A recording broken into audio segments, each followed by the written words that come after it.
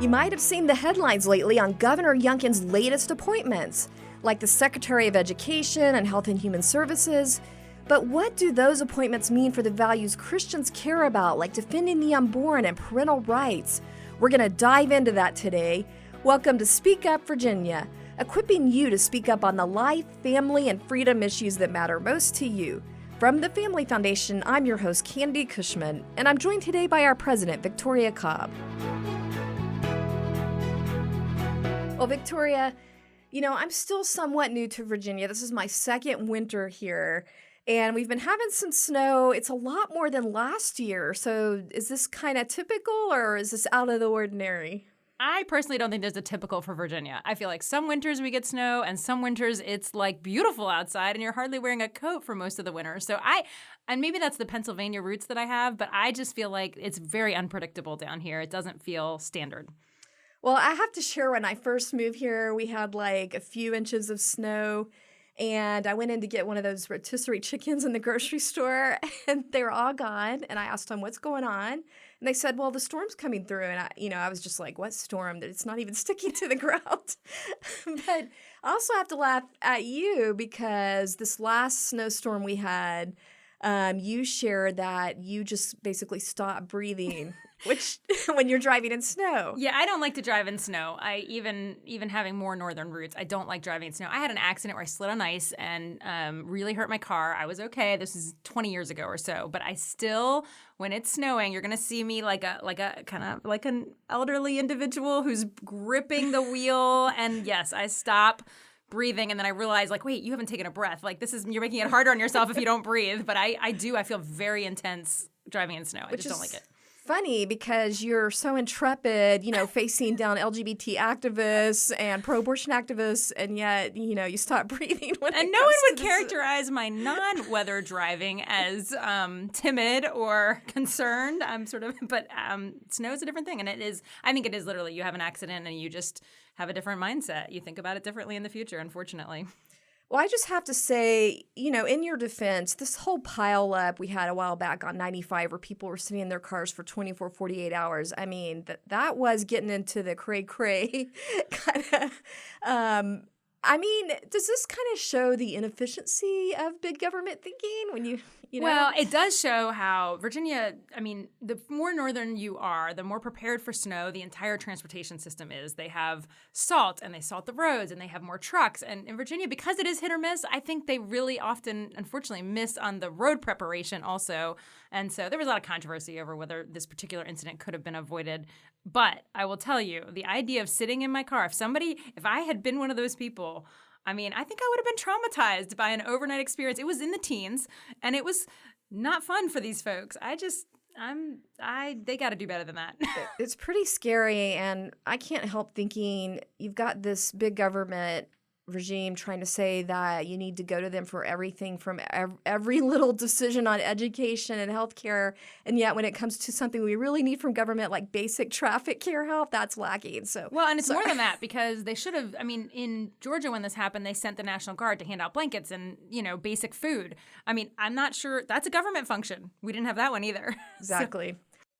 Well, to jump into today's topic, the good news is Governor Youngkin is making some really great appointments lately. They're pretty exciting. Let's just start off with Kay Cole James for Secretary of the Commonwealth. Yeah, I think conservatives are looking this pick and they are real happy because most conservatives know her most recently from being president of the Heritage Foundation. So there's this great, conservative think tank, and she's been running that for many years. Virginians do know her for longer than that. So she actually was in a previous government administration way back in the George Allen days, which conservatives also look at as a great period of time for Virginia. She ran the Health and Human Services aspects of it. And the other thing that people know her for here is she's been dean of Regent's School of Government. So that's pretty cool. Yeah, she is a stalwart when it comes to the issues we really care about, the pro-life issues, the parental rights. So that is very encouraging. So, Victoria, what is she actually going to do?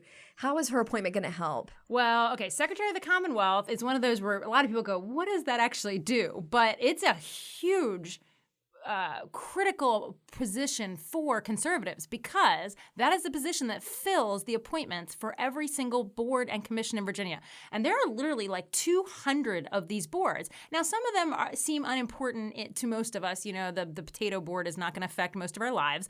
But we have a potato board? Oh, yes. Oh, yes. We have a board for everything, Candy. Right. You should look at the list. It's kind of entertaining, actually. But really, when you think about it, every university has a board of visitors. In this moment with COVID and other things, that's a big deal who's setting policy for your universities. So this is the person that gets to screen those and say, is this person going to do right by the board? So we want a conservative there, and that's probably one of the most important, actually. All right, off to a good start there. And we also got news of a new appointment to Secretary of Health and Human Services. Tell us what you know about that one, Victoria. Yeah, John Littell, also someone who had been in the Allen administration. So Virginians who have been around for a long time saw him. He was actually deputy under Kay Cole James back in the day. Oh, really? Yes, because she was in health, and so he was right underneath her. And so actually they've worked together, so that's kind of fun. And they're friends, actually, personally, and both great conservatives. In between that time, he's been in the private sector. So he helped run Amerigroup, which is a large healthcare company. Most recently, that got sold to Anthem. So after that, he was out of that. And then he was in Magellan, which deals with Medicaid and all those kinds of things that are going to be now underneath him. Because remember, this is a position that has like 12, 13 agencies underneath it. So it's a massive part of our government. And I personally just want to say, most importantly, I know that he is pro-life. And that really matters when we're looking at policies in Virginia. Yeah, his appointment is super important because it oversees 12 state agencies, including the Virginia Department of Health, right? Correct. Department of Health, Medicaid, which is a big one where abortion dollars can flow right on out the door. I mean, there's a fair amount that it impacts the life issue. And we know that our new Attorney General, Jason Miyares, is also making some great appointments. Yeah, I mean, I got to tell you, every hire I hear about is just somebody that the conservative movement, if they knew them, they would love them. Many of them are already known. One that's I think a lot of people do know is DJ Jordan. He was a guy who ran for a House of Delegates seat here, but also has been just deeply tied to Liberty University and was actually worked for Senator Lankford up in Congress. And he's, a conservative, amazing U.S. Senator. And so anyway, there are these great decisions. So DJ is going to be his new chief of staff. So that's an example. And then when I heard the name for his new Solicitor General, that person is somebody that the moment the name went out, all the conservatives around the country that are in the legal field, I don't know this individual, but they literally went, that is like getting the best of the best of the best to come move in your state and take that position. And so I just keep hearing fantastic things about the choices he's making. So we're looking forward, and think about what we're coming from with Attorney General Herring and, the diversity positions going after the Values Act. So I'm just thrilled to see a total change in who's going to be running that office. Totally opposite of where that was going. Yes. Thanks for joining us for Speak Up Virginia, brought to you by the Family Foundation. If you're enjoying the show, help us encourage others to speak up by giving us a 5-star review and sharing it with friends. Thanks for listening. Well, the super news is that all of these have been really encouraging appointments. And so far, we've only had, one appointment that has raised some eyebrows and questions, and that is for the Secretary of Education. Victoria, tell us about this appointment and some of the concerns revolving around that we're hearing. Yeah, well, I'll start with sort of what is her resume. So this is Amy Gudera. She is our new Secretary of Education. And just to kind of give you the official background, the thing she's most known for, I gather, is that she actually founded and then ran, of course, a company called Data Quality Campaign. And it was a national nonprofit which advocates for the using data well in the education space. And so in the good sense, I'm excited that she comes from the direction of metrics, that because really, when you look at Virginia right now, our metrics are horrific. And so I really want somebody who actually doesn't excuse away the fact, for example, that in the last year, our pass rates on all the SOLs dropped unbelievably. We've talked about that on this show before. And the flight, she should look at the numbers of people flying out of the public schools. So that's data that matters that I don't want someone to dismiss. So I really like that she comes from that background personally. I think that's a good thing for us because people try to whitewash numbers to make them look the way that they want them to look. And she also in her discussions, when you see her in writing talking about her company, a lot of it was talking about parents using data well to get the most out of their child's education. So I like that parents were center in most of the comments that I saw online that she had made. Okay. So those are the good things. Now, there is some criticism, so we should definitely address this. She does kind of come from a little bit of a background with some of these more liberal foundations. Yeah, in the data world, it's really hard to find data-centered education groups that don't have some kind of tie to things like the Gates Foundation, because they kind of suck up all that oxygen in that kind of data education expert realm. So you do have some involvement there. I wouldn't say they're directly connected dots necessarily. Yeah, it's more like partners. Yeah, this is the hard thing. You really have to dig to see, is it really deeply directly connected? Because yes, you get funding from a lot of these more liberal sources a lot of times. And we've actually heard that a lot of her company's worst connections to these foundations actually came after she left. That's sort of the what we're hearing when we're starting to really dig around. So the question is just, what does she believe about all of that? Because along with some of that comes the equity issues and some of the things that Virginians are done with. You know, the parents spoke out against CRT. They don't want to see anybody that is remotely connected to that kind of thing. So bottom line is there's some flags and we're going to be watching. We need to just keep an eye on this. We don't want to see any kind of woke ideology get into our public schools with this new administration. Yeah, we just want to keep our eye on, or maybe look more into what are the connections to what I would call the liberal educrat world, where they sometimes would have connections to Common Core. Social emotional learning, I think, is something we want to keep our eye on. So, yeah, I think you put that well, Victoria. But I have to just jump in here and say the good news is there were more appointments in the education sector that I think give us great hope. So let's just get straight to that too, though. Yeah, we are super excited about that. So we learned that he is appointed for School Superintendent Julian Bailo. Tell us about her. I think that's how you say it. She has been superintendent in Wyoming, and so she's already kind of been in that role, which is great. So we're not getting somebody that is trying this out for the first time. Let's put it that way. But we love what we see about her. You know, we don't know her yet, but we love what we see about her. I particularly liked a statement that she made as she's coming on board to this new administration. So I just want to kind of repeat her statement here. She says, "The work we will do to restore parents' voices in education, push for innovation and student success, enhance school choice, and to eliminate political ideology from the classroom will set a new tone in Virginia." That's what I'm looking for. Yeah, and if you look at her record in Wyoming, she has put action behind those words because she went after efforts to push things like critical race theory in the schools, and she was pretty public about fighting that through what was called a Transparency Act in her state that was going to put everything online for parents to look at, like the curriculum, the guidelines, the standards. So she did put the actions where her mouth is, I guess, so to speak. So I'm encouraged. Well, I think Virginians wanted to see somebody that had some kind of record in parental rights, transparency, you know, fleshing out and getting rid of CRT. And I think we look like we've got that. So that's exciting. And then there's the assistant superintendent. You want to tell us? Which we are super excited about because not only is she a member of our Fairfax group, Speak Up Fairfax, it's our very own Elizabeth Schultz that we know personally at the Family Foundation for many years. She has just been a stalwart defender of parental rights issues in education. She was even, I think, a senior fellow on a group called Parents Defending Education. She has experience on the Fairfax School Board.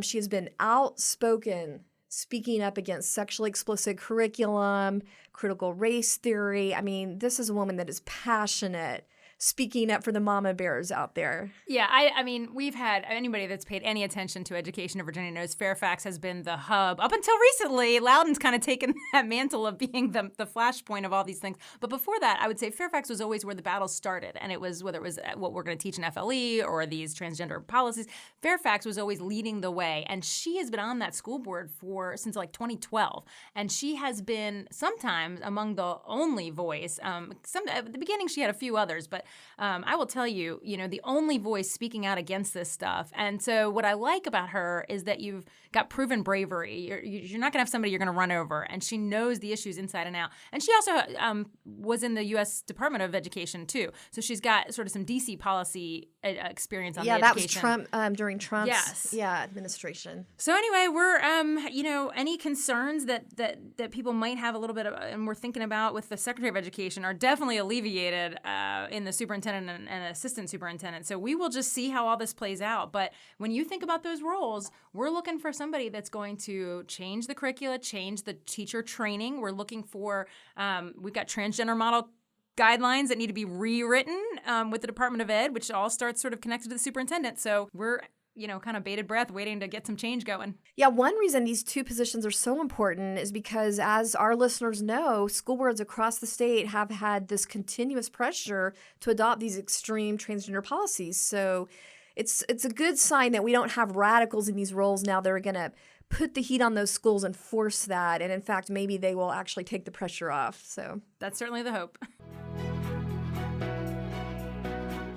Well, it's that time again.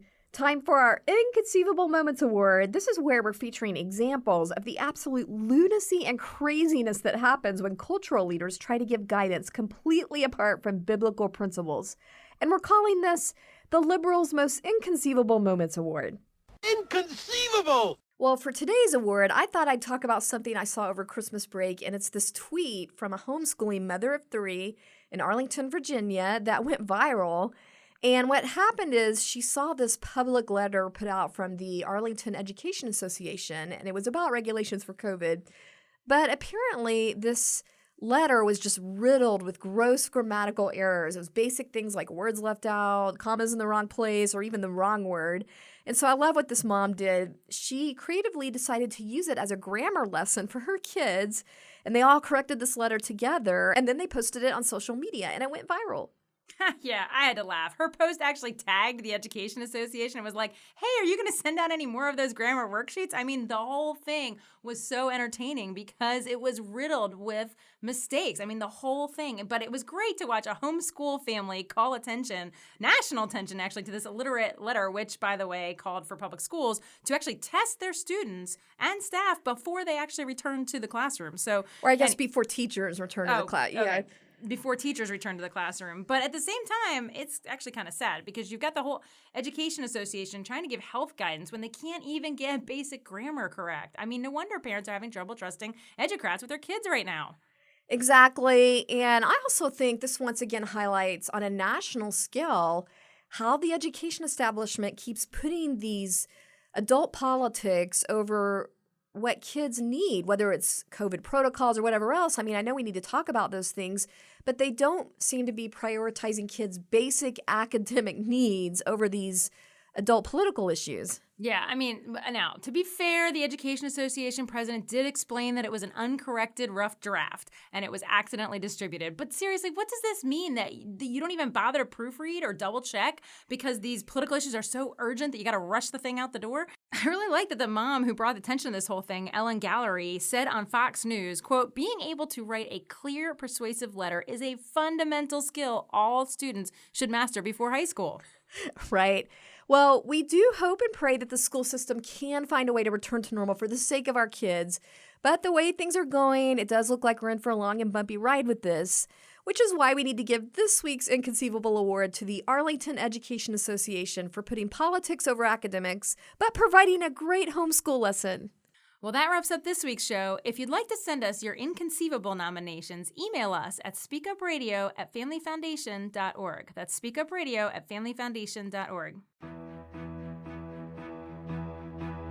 Thanks for joining us for this week's Speak Up Virginia, brought to you by the Family Foundation.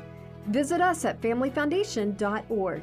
That's familyfoundation.org. See you next time, and don't forget, we are stronger when we speak together.